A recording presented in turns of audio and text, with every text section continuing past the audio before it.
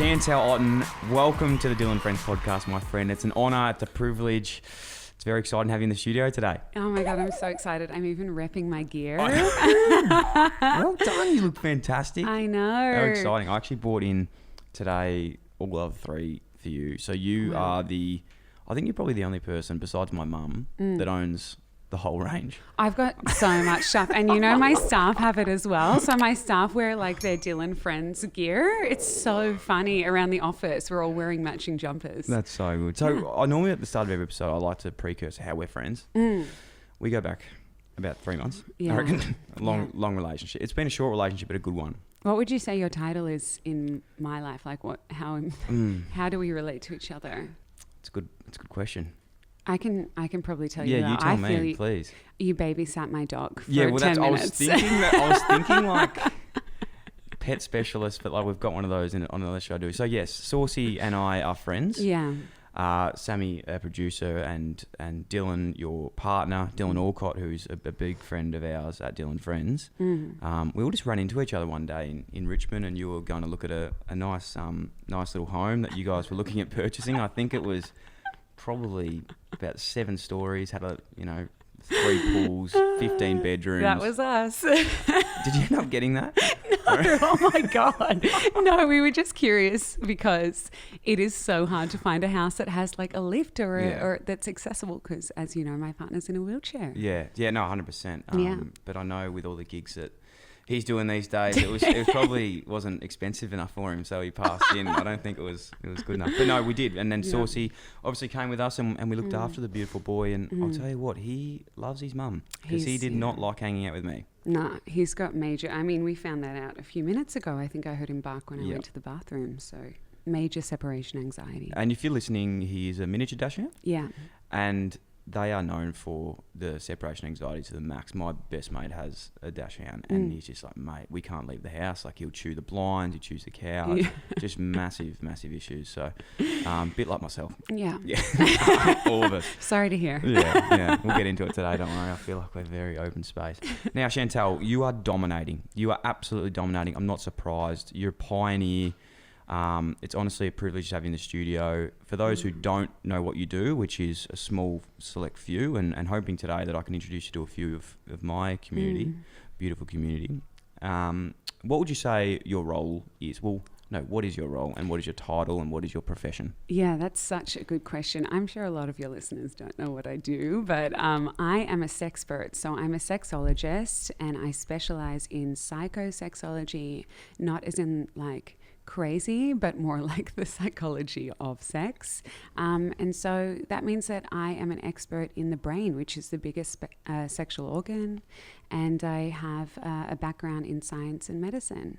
Unbelievable. So you, again, it's something so new, I suppose. And I was just chatting to Sam and Damon off air before about psycho-sexology being a profession, because for so long, our awareness around mental health and our own brains is so big and it's so accepting and there's a place to go when you don't feel good. But sex is one of those things that everyone goes through in life. It's the way we keep living and people keep going through the world. But there's been nothing actually for that specific field, I suppose, for so long. And especially as young males, you probably guarantee that you're just meant to know everything about your life and love and not just sex but languages and relationships and meeting people and being happy and knowing what's best for you. So it's an incredibly niche field that you're doing some huge things in. I think that maybe you've also seen a trend. It's getting a lot more popular and sex is becoming sexy again, which is something that I've always worked towards rather than just taboo and rather than something that we all just do. It's something that we need to start finding more pleasure in. And if we are having troubles, which all of us will have, myself included, around sexuality, there needs to be somewhere to go. And I wanted to always create a safe space for people to be able to come and talk to me about those kind of things. And that you do. How does one get into this field? I suppose let's go back to the start. Young girl, you grew up in Melbourne? Yes. What was your early life like? How did you sort of discover this was a field that you're passionate about? Yeah. How'd you get into it? Well, I mean, I've always been a bit of a rat bag, and I think that as my mum said to me yesterday in a text, I was like, don't tell my dad about, like, I did a photo shoot, which is a little bit more risky. And I was like, how do you love it? I was like, don't show my dad. And I'll get in trouble. And she's like, you're always in trouble, but that's fine. Like, that's how it's always been. So I grew up in Melbourne, in Murrumbeena, and I have Dutch parents, and I have 2 younger brothers and an older sister who is disabled. And in our house, we just were really open, and my parents didn't really believe in us watching television. So we were always out riding our bikes, like climbing trees, like climbing the roof. I don't know. They let us do whatever we wanted. But I guess like my parents are still together, and I noticed, like, for a lot of my friends, their parents kind of going through troubles, and I noticed how it affected my friends. So I guess I've always been very aware of how other people feel. I'm quite a big empath, and I think that just comes with, you know, how you grow up, and, you know, having a sister that needed a lot of care, and, you know, having 2 younger brothers, and also just having to find my own personality as well. So I've always been pretty aware of how other people feel. And then I kind of powered through high school. I think I spent more time thinking about boys than I did school. And then I got into psych when I finished school. And I knew I didn't want to be a generalized psychologist. I'm too goal-orientated. I love business. I love naughty things. And I think, you know, I finished psych, and I didn't know that sexology existed. So I was doing organizational psychology. And my mum called me one day and said, watch this TED Talk by Esther Perel. So for anyone who's listening, if you haven't heard of Esther Perel, I highly recommend that you look her up, because she is such a pioneer in how we think about taboo topics, especially around the fluidity of desire and also infidelity as well. So monogamy, non-monogamy, etc. And so I watched her TED Talk, and I thought, I'm going to try and be more like this woman who's from Belgium, but I want to talk about sex, and I want to talk about young people, because she was looking at, you know, people who are married and people in long-term relationships, and, you know, I wasn't in that space. So I kind of went around Melbourne and met up with a lot of sex therapists to see what their life was like how did, you know, is any of them working in a hospital? Are any of them having, you know, a real wholesome kind of clinic? I felt like I wanted my clinic, if I was to have one, to look more like a wellness clinic, be a really fun, safe space. And I just couldn't find that. And I also couldn't find education for sexology. It wasn't in Melbourne. They had one course in Sydney at the time, and then another one, I don't know where it is. It's somewhere, but I didn't do it. So, yeah. So I did, the course that they had in Sydney was science medicine, specializing in sexual medicine. So I enrolled in that, and I was lucky enough to have flexibility to be able to not be there all the time. So I just had to do an intensive 2 weeks every 6 months, and the rest of the course was online. So I thought, well, I'm just going to live overseas and do my sexology degree where people are getting the best education. So I went to Holland, and I've got a Dutch passport, and I did a sexology degree there whilst I was doing my science med degree in Australia. And I partied a lot, and I think I had a lot of temporary boyfriends, and I experienced a lot personally, and I grew during that time. And then I decided when I'd finished both of those courses, because it was pretty like hardcore. You're working, like I was kind of doing study during the day, and then doing my Aussie studies at night, and then, you know, also keeping up my social life, and then flying back every 6 months. But I decided that I needed to learn more practically, because I'm not a great studier. I can do it. I think it just becomes ingrained, but I'm very much a practical person. So I did an internship with a gynecologist sexologist just about an hour outside of Amsterdam for a year, and she taught me everything. Ingrid, she also kicked my ass. Like, she wouldn't let me leave unless I got a topic like right. She was like, you can't leave unless you grasp this. Wow. So it was kind of like being held hostage in a clinic. But I you know, I learned everything from her, and it was amazing. And then I moved back to Australia at almost 27. That's unbelievable. That's such an incredible pathway. Like, there were so many things there that I was like, fuck, that could be a podcast in itself, and all those segments, because something you said really early that sort of trickles with me was about like growing up in a family with a healthy relationship. Yeah. I think looking at like life now, you know, and my parents wouldn't mind me saying this, you know, we grew up in a healthy relationship. Not so much like they, you know, my parents never slept in the same room. You know, they probably divorced when they were divorced. They actually weren't married, but they separated when I was like 25. And I was like, fuck, that's so weird, you know, don't your parents like divorce when you're like 8, you know, like, and then like that's how it works, not when you're 24.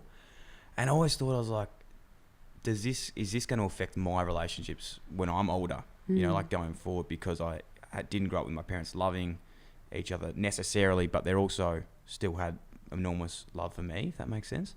Well, was there animosity there? No. So they did have respect and love for each other. It just wasn't romantic love, it sounds like. Yeah, so that I can imagine that maybe there would have been some times that you would have thought, what is romantic love? How do I do it? Absolutely. Crazy.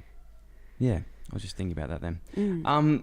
What are the most common things that people come to see you for? Obviously, you've got your clinic, you've got online courses, you have like, what would you call that now? Like, is it pretty similar to how you'd see a general psychologist? Yeah, so except you don't need a referral to come see me. Unfortunately, sexology is not covered under Medicare in Australia, so it's out of pocket. But I have a big practice. I've got 20 staff over in Collingwood, and you can just come in with any question that you have around sexuality. It doesn't mean that you have to do 8 sessions. It means you might have one session where you want to get a few things off your chest and talk to someone who knows, or it might be more of a long-term thing. So what do I see? I mean, if we talk about vulva owners, I see sexual pain, desire issues, vulva issues as well, like dermatitis or pain on the vulva. I see orgasm concerns. I see STIs. I see sexual self-esteem. And it's the same for penis owners as well. So premature ejaculation, erectile dysfunction, you know, maybe if there's like a bend in the penis, or if there's pain, or if there's difficulty ejaculating or orgasm, and then desire as well. And then just like working with couples on how to make them feel like they can be more of an erotic couple. So when I talk about sex, I'm not talking about penis and vagina. I'm talking about like everything under the sexual umbrella. And even now, like when you say this and you're so comfortable with this, but I suppose being, you know, growing up as a male and not being as comfortable with my sexuality as you are now, because you've obviously studied this and it's you talk to people about it every day. You practice most days. Why do you think it's so hard for us to talk about it? Is it just the way we've grown up, you know, not really being able to talk about this openly? You know, I have throwbacks to sex ed, and it was one of those classes where I was like, fuck, I need to get into this and learn some stuff, but would never ask a question. Yeah. You know, you sit there and you're like, please just teach me, but I don't want to ask anything. Yeah. Because, I mean, it was really, like, if you look back at media from back in the day, what were we watching? Like, was it American Pie? Was that the movie? You know how they were like, everything was like so taboo and it was like so wild, and there was a guy and he fucked a pie and it was like, you know, crazy. Like, that is the media that we grew up with. We looked at sex as more of a joke. We looked at women's safety and consent as a joke. We looked at, you know, men and how they were meant to conquer sex and be passionate and be rough, and, you know, it was very much about the penis owner. And that is like the foundation that we grew up with. We also have inadequate sex education in Australia. So you're really left like questioning, you know, I know like how to make a baby, and I know maybe to put on a condom, but I don't know how to ask for it, and I don't know how to do it, and I don't know what happens if it goes wrong as well, or who I turn to. And then maybe if you turn to a doctor, you go in and you ask them, you know, why do I have erectile dysfunction, or why have I got premature ejaculation? And they've had a 1-hour lecture on sexual medicine in their medical degrees, so they're not quite sure on what to do either. So you're kind of thrown, if you have a problem with sexuality, into this real whirlwind of inadequate sex education along like multiple modalities, if that makes sense. No one's an expert. And I also think when sex is good, it takes up like 10% of your mental capacity. When sex is not going good, it like takes up 80% or 90%. You're thinking about it all the time, and there's a lot of shame and like pushing it down, and you can't talk to your friends about it because they wouldn't understand, and your partner takes it personally, and it can be a really vicious cycle. How many times do you think like you've seen people back to back talking to them, being like talking about an issue that is taboo, that they wouldn't want to talk about with someone else, and you think, fuck, if only they knew this was so much more common than they thought? Yeah. Oh, every day. I think that like that's the reason why I keep going, because it's also like my job is so exciting and it's so nice, but it can be extremely taxing as well. You know, you're taking on people's deepest, darkest thoughts and feelings and secrets, and you're taking on, you know, maybe people have been suffering for months or years. Like a lot of my patients, like, have not had a diagnosis or have not been able to get help for at least like 7 to 9 years, and they're coming in and they're so desperate for change. So it's really about boundaries for yourself. It's managing expectations, and you know, I do so much more beyond my clinic that I have to also recognize that if I want to still be passionate about this, I need to take some separation from it too once in a while and just have some fun. 100%. What would you say to someone then that is listening today that probably hasn't, you know, has just thought that this is the norm for them, this is the way it's going to be, issues that are arising that they might not know is an actual issue that can be fixed? What would you say to them? I would definitely say come in and see a sexologist, and if you don't get an answer from your sexologist, find a different one. It's like seeing a doctor. You know, not everyone's going to fit, not everyone's going to give you what you need, and not everyone specializes in your area. I know that like there are some things that I'm not great at, you know, practicing with, so I refer to one of my colleagues instead. And I do think it is about just knowing that it's completely normal to have these bumps in the road, and all we need to do is just like move over the top of them with some help. You need a big push, and you need someone who's going to get in the passenger seat and do it with you. So I always say to my patients when they come in, it's you and me against the problem now, or it's you, me, and your partner against the problem. It's not us against each other. It's not you and your partner against each other. This is not something we asked for. It's literally like a dark cloud that is hanging over the top of you, and we want it to go away. So we're going to try our best there. You were saying a couple minutes ago about how psycho-sexology isn't recognised by Medicare yet, or the government, as something that you can get rebate on, or you can see a part of your private healthcare plan.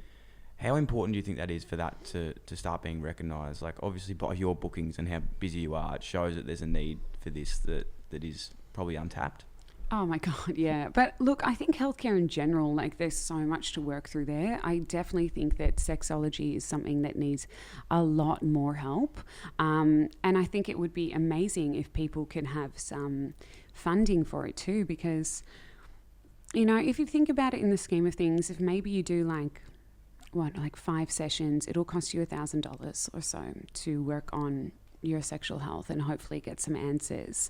So a lot of people aren't able to sacrifice that at the moment, especially after coronavirus.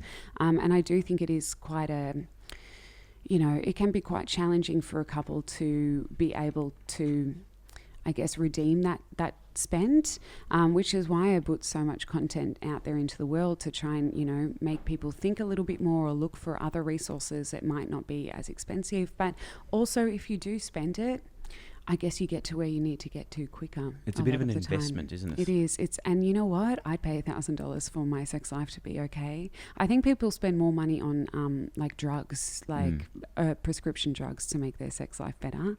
Yeah. Love languages. It's something that I'm super interested in. I've done the most basic of research on how this works, because I suppose I talk to my partner Justine about this a lot. We are, you know, she's the love of my life, the most beautiful woman in the world. We are so, you know, I'm so happy we're beautiful, but I annoy the fuck out of her. Like, I am the most over affectionate. Like, every time I see her, I just want to be like hugging her, tell her how much I love her. Yeah. And she's had to put in boundaries. We've got rules now. Like, I'm only allowed to hug her 3 times a day. Like, because like it just gets too much. And I know that I just want to hug her and just be with her because I'm an affectionate person. But it's actually, the more I do that, it's actually pushing her away more. Yeah. And for her, like, she's, you know, the way she shows love is she does things. She's just a real doer. Like, she'll plan us to go out for nice lunches and, you know, buy beautiful things for the house. And that's how she expresses her love. Yeah. So I'm always like in this battle of being like, two people in a relationship, it's probably often that they've got different ways of showing their love. Yeah. How important is this to understand what your love language is and how you receive love and what your partner's is as well? So should I explain a little bit more about what love languages is? I think we should. I've probably just jumped right into it, yeah. All right. So love languages is a questionnaire. It's a quiz that was made up by a psychologist. It's really actually spot on. Basically, it explains that the way that we show love to others is the way that we want to receive love. So you are saying to me, I want some hugs, I want some cuddles, I want some kisses, I want some skin on skin. That is how you want Justine to show you love. Yep. So you're putting that onto her. But, Yep. you know, she's saying, she loves doing acts of service. So maybe she wants you to do more acts of service. Yes. Basically, we have to look at what our partner wants from us in order to feel loved. And we have to find a balance there. So it comes up with our top priorities. And if we look at the results of the quiz, the love languages are acts of service, physical affection, receiving gifts, words of affirmation, and physical touch. And I'm a big believer in doing love languages because I think that it actually sorts out a lot of relationship problems as well. But the key is to actually come to an agreement together. If you need more than 3 hugs in a week, in a day, to feel love, then that is something that you need to negotiate with your partner, especially if you're having a rough week. Like, you might go, babe, I know I've hit my max today, but I just need 10. I need 10 hugs today, or I need to just lie down next to you for a little bit, or we need to snuggle on the couch. And I'm going to do some more acts of service for you as well to make sure that you're feeling loved and cared for. And I think that once you can find out what your partner's love language is, it is about the communication around that. You have your top love languages, but I also believe in incorporating all the love languages, just obviously putting a preference on the top results for your partner. 100%. I think you're so right. The last bit is like all of those loving languages have a place.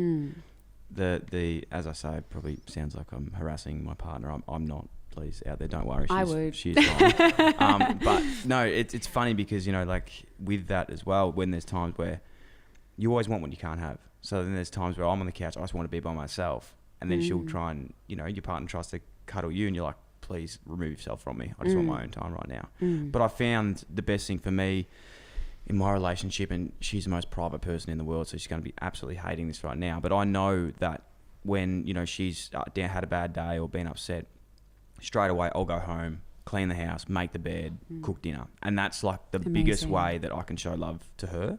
So I think it's just the importance, as you said, is finding what is the strongest one for your partner and knowing that can make them happy the most. Totally. And you know what you described to me before as well is you're sometimes like, I really need a hug, and she'll distance herself. So that's classic pursuer distancer behavior. So treat a man, keep him keen. Well, it teaches you're always wanting more for sure. But as long as there's not like resentment there, as long as it doesn't bubble over into your relationship, I think it is really about finding that sweet spot as well. And I think you absolutely nailed it. You know what your partner needs when she's feeling flat. And it sounds like she really knows what you need as well. I do think as well, though, if you're not sure, if you're listening to this and you hear these kind of behaviors, or you can tell that sometimes your partner might get annoyed at you for certain things, and you're like, how do I make this person happy? I would suggest doing the love languages, and also suggest really taking some time to find out how often you're practicing these love languages. You know, how often is it meaningful as well? And if you're constantly pursuing, I would suggest stop pursuing and just wait and see what happens, because your partner will come back to you. 100%. I think as well, as you said, the biggest one, you've always just got to have that common ground, and that's quality time. I reckon that's like, I don't know, this is your field, but I feel most relationships, you just need that quality time together. I know that's when, you know, we're happiest the most is when we're doing things like every morning we go for a walk. We love like walking the dog, getting coffee, having your like special thing that you do together, just you two. Yeah. I think that's super important. And I think also just away from screen time and having some really good conversations is something that's so important as well. I think that unfortunately for our generation, we are, you know, and we, like you and I also have businesses that are based around social media and media in general. Sometimes we can be way too attached to what's going on our screens and not actually focused on what's going on with the person sitting next to us. So I'm a really big believer in putting away your phones once in a while. I've been so bad at this. Like, as you would know, we were talking before about yourself and Dylan. It's so hard. You're so like the two busiest people in Australia. I'd like to think that I'm in the top 3,000 in there somewhere. Are you number 3? 3,000. But it's so true. Like, I remember when I come home, and not that, you know, my partner complains about this, but I really struggle to switch off. So it's like I walk in the door, I'm on my phone, especially, you know, I know some people laugh at work being on social media and being online, but it's a legitimate business. It is hard, but it makes it actually 10 times harder to switch off because you're never away from it. Yeah. What would you say to people that are on their phone all the time? Because I know for certain that does annoy my partner.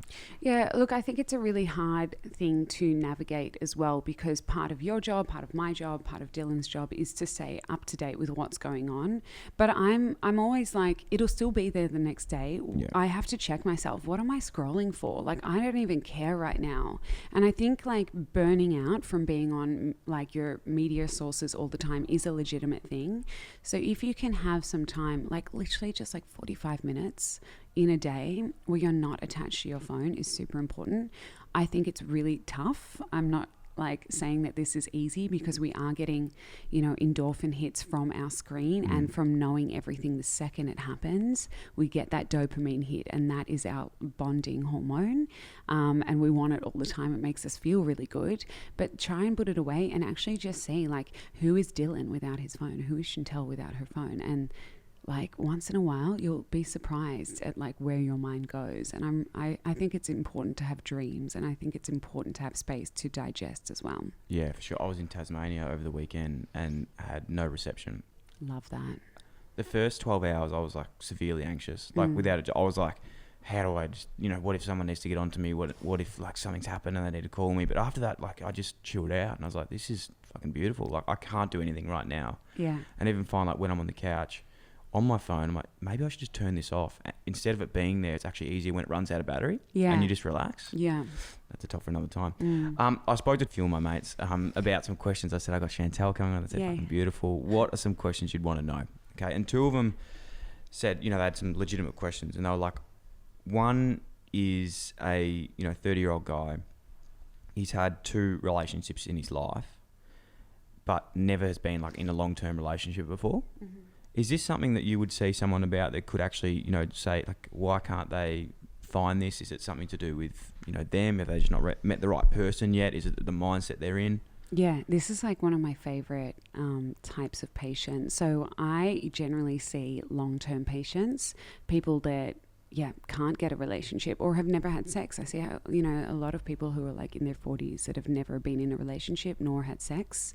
And I see a lot of trauma patients. And I think that for your friend, it just sounds like there's a few things, there's a few blockages that are going on in him. Maybe he hasn't met the right person, or maybe there is a blockage there. You know, I think that it sounds like maybe he hasn't found the right type of person for him, or maybe he doesn't know who he is yet, or maybe there's something that's just stopping him from going that longer distance with someone. I do, you know, like I think it's pretty self-explanatory that long-term relationships have their challenges. And we have this thing when we get in a relationship that, you know, we find fun and exciting for the first 12 to 18 months. Like everything's so fun and you're like, we're in love and maybe we'll get married and it's so exciting, and you're having sex like 5 times a day, and then it hits that like 18-month mark and you're like, hang on, the passion's, it's gone down. Like what's happening here? And you start to think, do I still love this person? Do I still want to be with this person? And it is about actually knowing that that is a legitimate thing. It's called limerence, that first 18 months. So it's like when people would say like the honeymoon phase, is that like... It's a thing. Yeah. Yeah, so it's actually when all your endorphins are really, really high. So your dopamine, your oxytocin, these are all your love and your bonding hormones. They fuel this romantic love. And then when that dies down, you just fall into generalized love. And that's why a lot of people get married in the first 18 months. You know, I've done it. I've done the elopement at 11 months and it didn't work out. Yeah. But you know what? It was fun at the time. And I know a lot of people that have gone into relationships and they're like, you know, this is the one. This is the person for me. And then they get to 18 months and they're like, oh, there's all these things about my person that, you know, kind of annoy me. And that's when you have to think, can I wake up every day and still choose this person lying next to me? Can I accept that they come with flaws? Can I navigate these flaws and turn this into more of a longer term relationship? And that is what happens in relationships. So maybe your partner, your friend has not been able to move past that limerence phase. I don't know how long his other relationships were. Neither do I, actually, yeah. But that probably leads me on to the next point, and this was the most commonly asked question, and I suppose you would get this as well. Reigniting a flame in a relationship. Yeah. That stage, after you said you've moved past that stage, long-term relationships, I'm sure you'd see a lot of couples a lot of the time. How does this happen? How do you do these things? It probably comes back to the love languages earlier. Yeah, absolutely. It's also about like priorities. I think that sex after that limerence, that honeymoon phase, we're expecting it to happen really naturally, but it's not natural. Like sex is not spontaneous, your whole relationship. It is actually something that is more responsive. So you have to purposefully make time for sex and talk about sex. And you also need to like spice it up a little bit. You know, if you go into sex having the same menu every single time, it would be like every time I saw you with Dylan and with Justine, we'd go out for dinner and we'd have the same food every single time. We'd just get sick of it and we'd start maybe bailing on our, you know, couples dates together because we know what to expect. And I think it's the same in the bedroom. If you can mix up your sexual menu and add a few different things, a few spices, that will help. But you also need to be able to have a conversation about that. And you need to make sure that you are engaging in time that you're prioritizing with sex. So you do have to schedule it once in a while. You do need to talk about when your opportunities are, especially if you've got dogs or kids or other responsibilities as well. So I suppose then talking about males, because this is mainly probably generated show for males, and I'm hoping that they can be more open with this. What are some of the main things that they come to you to see? Is it, you know, coming out in their own sexuality, relationships with their partners, you know, dysfunction of their own organs? Yeah, of course. I mean, I love the way you say it. It's wonderful.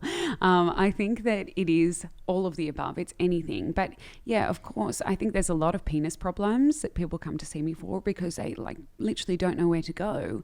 And I think a lot of people will try things that they'll purchase online, like Viagra or Cialis. But if you think about it, a lot of sexual problems are to do with the brain and it's to do with anxiety.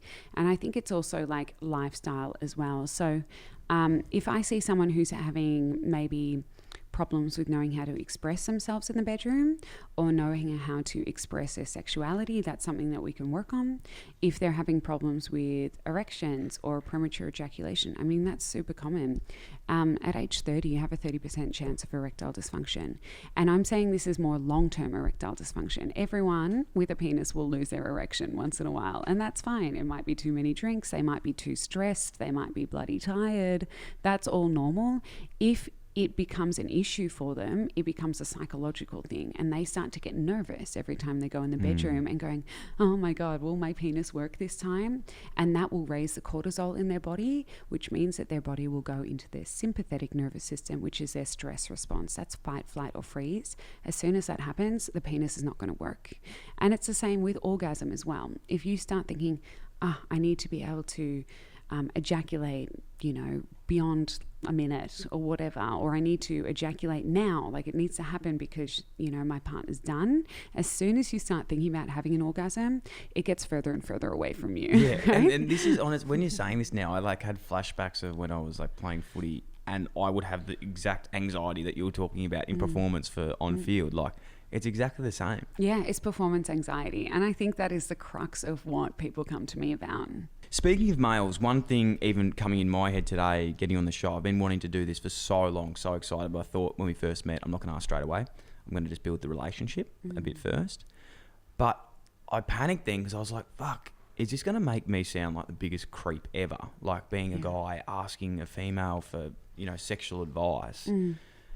Is that something that you find in males is prevalent? Like, because I know, for example, like I'm really comfortable talking about this with my mates, but it's hard to talk about this in a social platform, plus with a female as well. Yeah, I totally get that.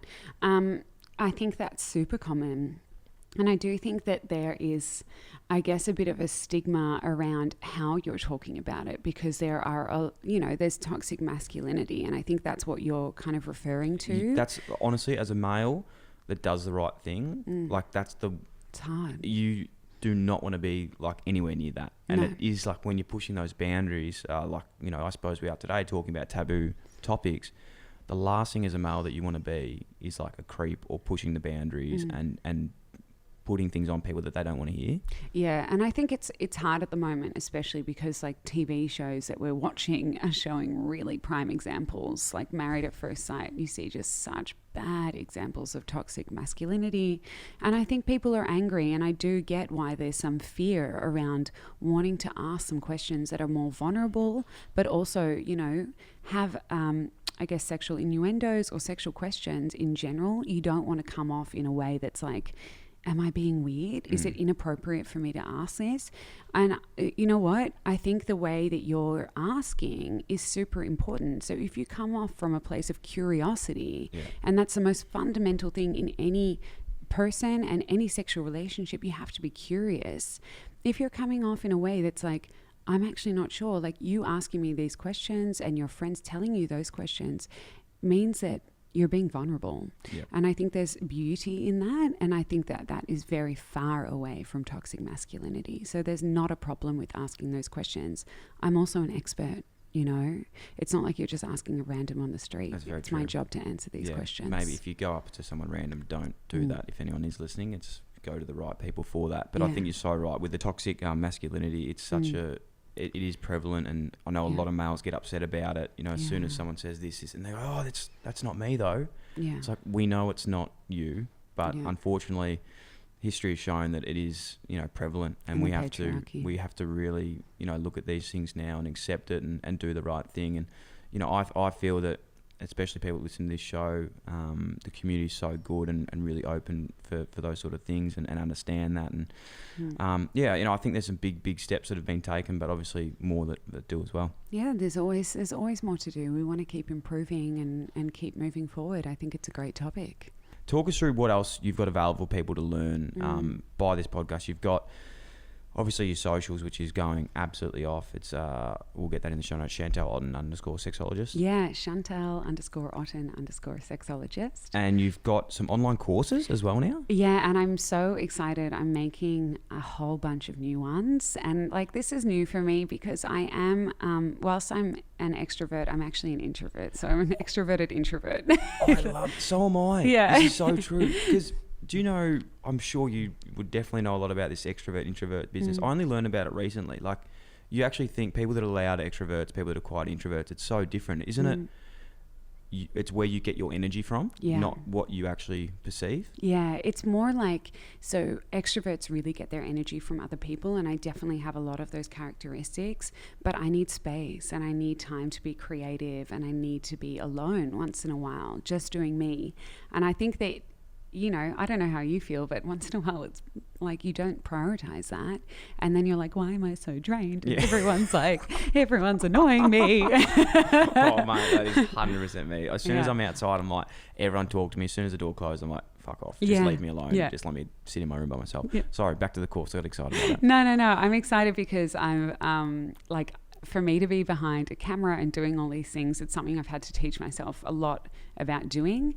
And I think also like in terms of procrastination, I've been so busy with all my other projects. I haven't had time to focus on making new courses, but I've made some new ones and they're getting filmed over the next couple of months, and they're going to be really good for people to learn that don't have, I guess, the accessibility to come see me in person. So these courses, are they for people that want to study sexology, or are they for people that just want to learn more that aren't It's, you know what, there's a few. So there's people who want to become a sexologist, but I'm not providing a qualification there, of course. It's more for those individuals out there. So for every one person that comes and sees me, there's like thousands more people with the same exact problem. So it's more of a starter foundation course for how you can understand whatever sexual concern you have, and hopefully I give you some resources to help with overcoming that. Where can we access them? Well, I'm assuming it'll probably be on my website. Yeah, but I would just wait and see. From what Sam was telling me earlier. Yeah. No, it definitely is. We were checking them out before. They're huge. And you have got a awesome release coming in October, which is very exciting. Yeah. You've ticked every box, but now you're becoming an author. I know. How did I get here? It's like, also, I don't know what education you guys have done, but Not like much. when you do a really big, when you do a really big project and you're working your ass off for it for months, and then you just never want to see it again. Like this is my book right now. It's PTSD for me, but I'm excited for it to come out. So I'm doing my first rounds of edits over the next 3 weeks or so, and then it should come out in October, and that is sex ed for adults. So what's in this book? It's everything. It's everything that you didn't learn. It's everything that you didn't learn in school. So it's talking about like the anatomy of the penis, the anatomy of the vulva, and I really encourage everyone to learn about all anatomies. It talks about intersex. It talks about sexual concerns. It talks about what goes on in the body. It talks about how to have fun, what kind of sex toys are out there. So it's literally anything and everything I could have thought of and that I had time to write in this book. How, if we can get an appointment with you, I know you're super busy, one of the most sought after psycho-sexologists in, I'm going to say the world. Okay, I haven't done much research, but I'm going to say that's so flattering. That's so flattering, but not true. How can we get in touch with you? www.chantelleotten.com. It's super simple and narcissistic. What's next? Like, what is next for you? I know we talk about this a lot, but absolutely love your partner as well, Dylan. You guys are just so, you're like this power couple, I want to say. You're just dominating. What are you guys, what's plans for you both? Like, what are you up to?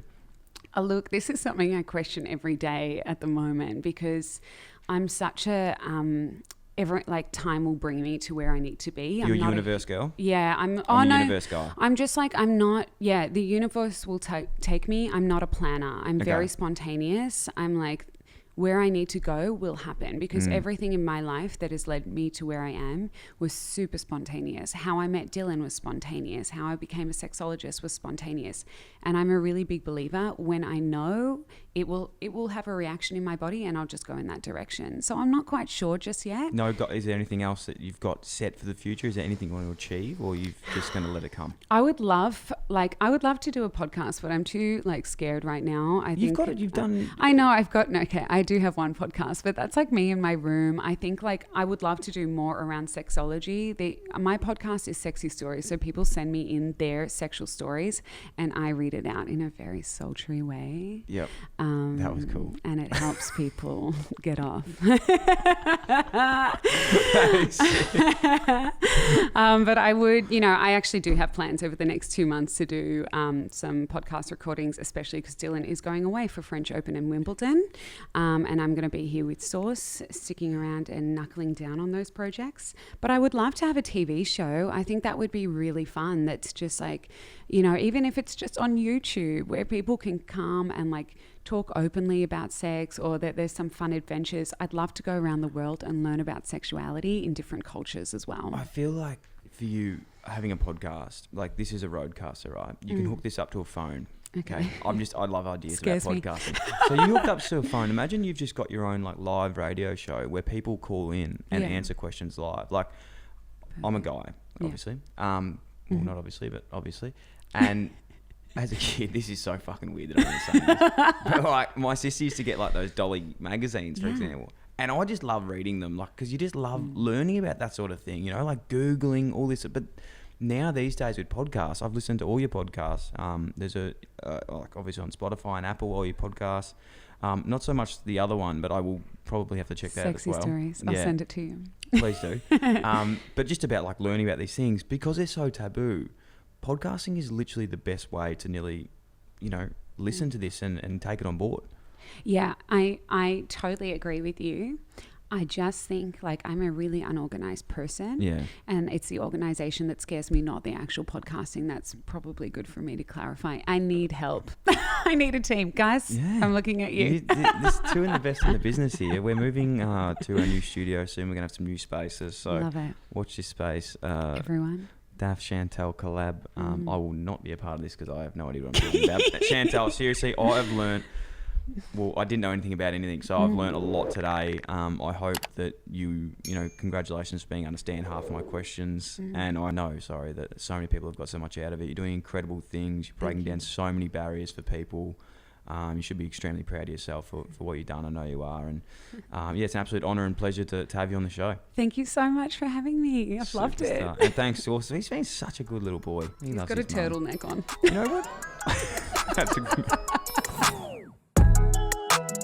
This week's episode is brought to you by Stuffed. Gone are the days of spraying deodorant as a weird flex to get girls or a chiseled pack of abs. Being a man is not about how good you look, but how good you feel. And thank goodness this day and age we have Stuff. Stuff keeps things simple and real for men with their range of personal care. Finally, there is a brand that men can align with that actually reflects the real world. No BS. Stuff champions healthy masculinity and also helps fund men's mental health via their charity partner, the Man Cave. By using Stuff, you're not only feeling good, but doing good. They've got stuff for your body, your head, your face, your pits, and all the important bits. It's Australian made, cruelty free, planet friendly, and contains no bad stuff like parabens and aluminium. So get around it and buy it for yourself and your mates, and you'll be supporting young men's mental health while feeling fresh AF. Use the code STUFFDYL for 20% off at the websiteofstuff.com. That's 20% off with the code STUFFDYL at the website www.websiteofstuff.com. That's 20% off. The link's in the show notes.